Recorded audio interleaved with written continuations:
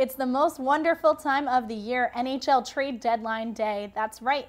Will the Bruins be buyers, sellers, or keepers at this year's deadline? We'll take your questions, then keep it here for after the deadline, a recap of all the moves made around the NHL. Thanks for joining us on Bruins Daily TV. Erika Lee here alongside Tim Rosenthal at Studio 73 at Suffolk University. We've already had a very active trade deadline, Tim. Yes, we have. We had several trades announced even before Wednesday, and we've already had several trades announced on Wednesday. But if you ask me right now, I should really be checking my cell phone because we're filming right in the thick of the heat of the trade deadline, and we still got some time to go, I know. But we have some trades to discuss, don't we? Absolutely. As we mentioned, fairly active so far with several moves being made on Tuesday, but the action actually started back on Friday with the St. Louis Blues trading netminders Yaroslav Halak to the Buffalo Sabres for Ryan Miller. Other pieces in that trade were Steve Ott to St. Louis. Buffalo gets Chris Stewart, prospect William Carrier, and picks in 2015 as well as 2016 in the drafts. Yeah, I think this was a good deal for both sides. I absolutely think St. Louis needed that trade for Ryan Miller. They needed a goalie, even though Halak has done well in the playoffs previously with Montreal. They needed that goalie again to the next step. Ryan Miller, obviously you look at him from the U.S. In 2010, carrying them to the silver medal. And look at Steve Ott, another tough guy for the that the Blues got from the Sabres. He's been a pest to the Bruins. As Bruins fans well know, I think Jack Edwards went off on a rant on him when he was with the Stars way back when, so it works out for them, and Buffalo gets younger in return. Halak, I don't know if he's going to stay with Buffalo that much longer. I think a lot of teams could use his services, but you could look at Chris Stewart, a very solid forward, and then you get a prospect and 2 draft picks in return. I'd say both teams may well in that. And I tend to agree with you. As we mentioned, Tuesday, of course, was the more active day with the first move coming in a deal that sent Ilya Bryzgalov to Minnesota from Edmonton. The Oilers, in return, get a 4th-round pick in the upcoming draft. And to replace Bryzgalov, the Oilers get Victor Fast from Anaheim, perhaps the most active team so far at the trade deadline. The Ducks land a 3rd-rounder in both 2014 and 2015 in that trade. And you look with the Ducks, they're atop the Western Conference right now, but that's a brutal conference in itself. And you saw what St. Louis did on Friday. I think Anaheim wanted to counter that some way, somehow. They did that with Robidas. They moved a couple other pieces around, and I don't think they're done yet either. And as we mentioned, Anaheim wasn't done. They traded Dustin Penner to the Caps, which returns a 4th-round pick that was originally theirs in the upcoming draft. Yeah, and I think that's their way of maneuvering around the cap. They could look at Ryan Kessler. They need a second-line center. So Kessler from Vancouver, Bruins fans know him all too well, and I think he'd be a good fit there. They could look at Thomas Vanek to shore up a little scoring as well. There's a lot of forwards they can look at from there. Absolutely.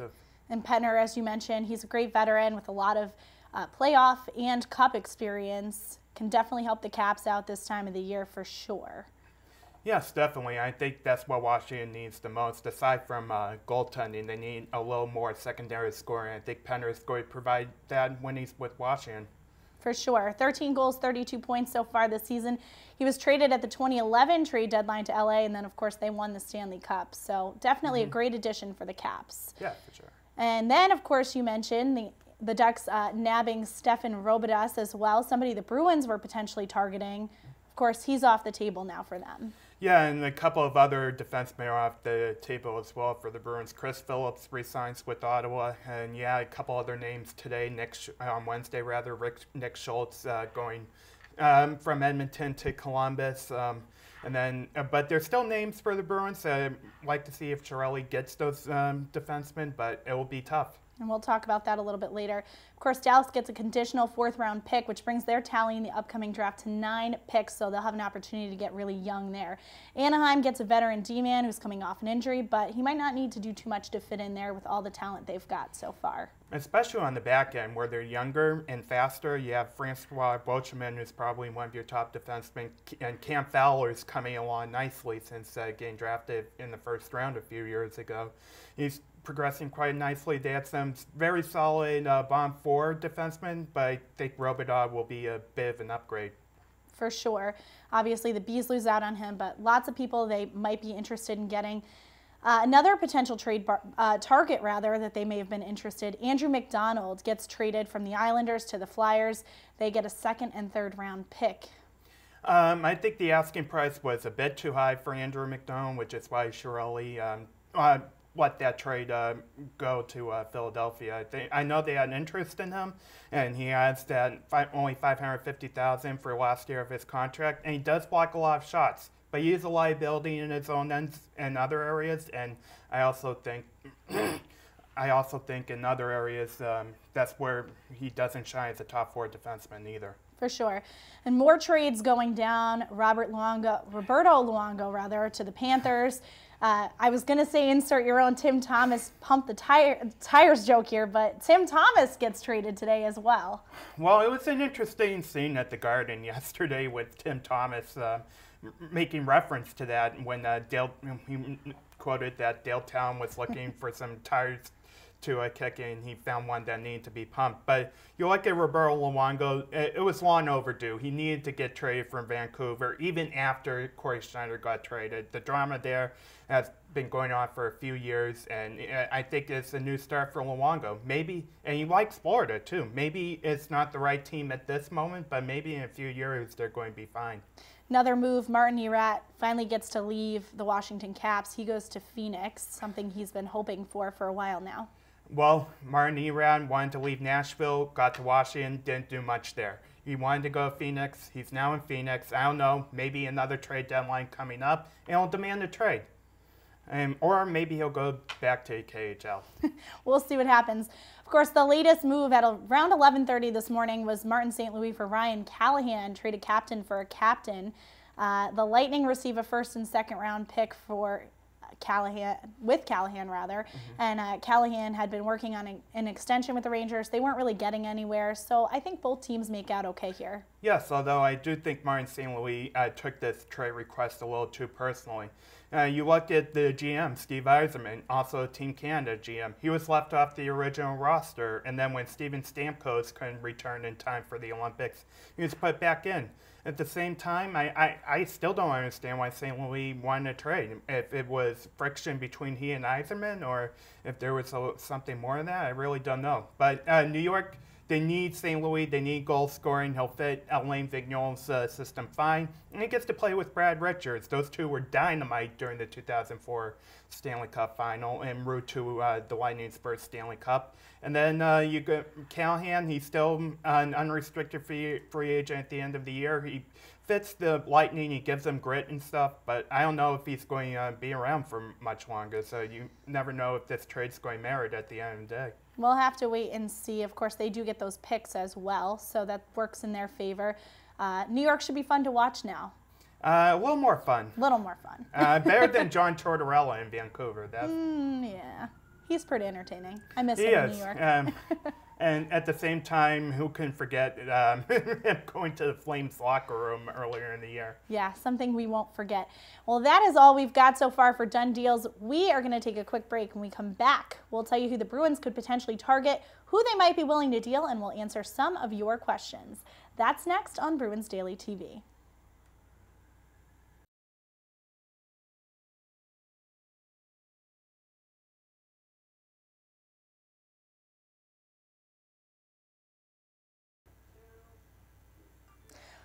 Welcome back to Bruins Daily TV. Erika Lee here alongside Tim Rosenthal at Studio 73. And of course, we've got our NHL trade deadline special happening here for you today. Of course, stick right here with us. After 3 p.m., we'll have After the Trade Deadline a special as well for you with all the latest moves made by the Bruins and around the NHL today.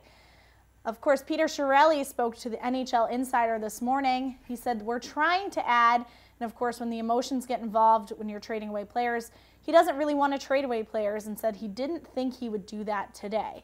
Of course, then he added that they are looking to add 1 or 2 defensemen to the team because they want to add some depth. But they don't want guys who are going to sit up on level 9 either. So, what do you make of all this, Tim? Well, beforehand, I thought that was the plan exactly all along. Even though Louis Eriksson had been missing practice for a couple days and on Twitter overblowing with reaction, thinking he might be part of a trade. That didn't happen. But on Wednesday, they picked up Corey Potter on waivers, which is nothing but a depth move, and he will be staying on level 9. So in that regard, Chiarelli didn't do well. But they just recently also picked up Andre Mazzaros from the Flyers for a third-round pick. Not the best defenseman on the market, but at the same time, they could have done a lot worse. So I think it's a very solid move. And of course, we'll discuss that a little bit more in depth on after the deadline coming up after this. So let's talk about some other names we heard floating around here in Boston. Pierre LeBrun threw them out this morning. Nick Schultz from Edmonton, of course, he gets traded this afternoon. And Andre Mazzaros was another name he threw out there from Philadelphia, who the Bruins do end up acquiring. Henrik Talander up in Buffalo was another name. We've heard Thomas Vanek, Marian Gaborik, somebody the Bruins might have been looking at. And of course, it looks like he'll head to LA now. Columbus and Boston have been scouting each other's teams for weeks, and they seem to have a pretty good relationship. Maybe something will happen between the two of them before the end of the day is up. Now on Twitter, we've got a question from Paul Fleming Jr. who asks us if the Bruins are going to make any trades and what were the hot rumors. Of course, we talked about those a little bit already. Yep, Mazzaros was part of the hot rumor going around. You had Columbus, Nikita Nikkinen from Columbus was another name the Bruins were looking at. Jack Johnson was even thrown in, even Marian Gaborik. But at the end of the day, I think the Bruins, again, they did what they had to do, and they didn't need to make a significant trade. They just need to add depth on that blue line, get a top 4 guy, maybe defensive pairing on the last bomb too, and I think they did just that. For sure. And in terms of who the Bruins might be willing to deal, there are so many names involved. Everyone from Malcolm Subban, who was playing in all of the AHL games for Providence last week, to Matt Bartkowski, Louis Eriksson, as you mentioned, David Warsofsky, and even Jordan Caron, who I don't think is going anywhere, unfortunately. So for that, we'll head over to Twitter, where Chris Hogan at Hogan Reports asks, which Bruins prospects do you think the organization would feel comfortable trading? Well, I don't think they'd feel comfortable, per se, about trading a prospect unless they got something in return. I heard Ryan Spooner's name heard a ton of times during the trade deadline. Me too. And thankfully, that did not happen. At least we think so, because we are filming right before 3 o'clock here. Right. We've got about 5 minutes left in the deadline here. For all you kids out there. So that's just my take. And then you have Warsofsky, as you threw around, a couple other defensemen. And they're still deep in Providence, and luckily they didn't have to get rid of many prospects for the time being. For sure. So that is going to do it for now. You've seen our Twitter handles throughout the show. Don't forget, we're at Bruins Daily on Twitter, facebook.com/Bruins Daily. And keep it right there for all the latest on the NHL trade deadline talk, because we'll be back in just a little bit with After the Deadline for our NHL trade deadline day special. So for all of us here at Studio 73, that's Tim Rosenthal. I'm Erika Lee. And we'll catch you next time on Bruins Daily TV.